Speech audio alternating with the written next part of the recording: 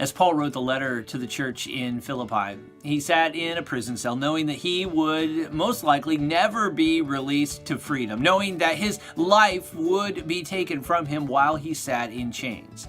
And yet, in Philippians chapter 4, he wrote this, "Rejoice in the Lord always." Again, I say, rejoice. Let your gentleness be evident to all. The Lord is near. Do not be anxious about anything, but in everything, by prayer and petition, present your requests to God. And the peace of God, which transcends all understanding, will guard your hearts and your minds in Jesus Christ.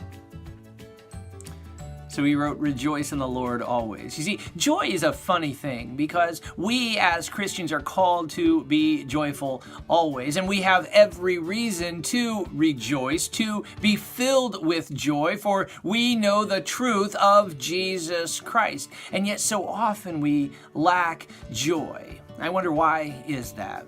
I think a big reason is because we forget to be joyful. We forget that we are called to joy. We forget that we have every reason to rejoice. And we need that reminder so often to rejoice in the Lord always. And so that's exactly what Paul does for us today. He reminds us, rejoice in the Lord always. Again, I say rejoice. Let your gentleness be evident to all, for the Lord is near. Do not be anxious about anything, but in everything by prayer and petition, present your request to God. And the peace of God, which transcends all understanding, will guard your hearts, will guard your minds in Jesus Christ.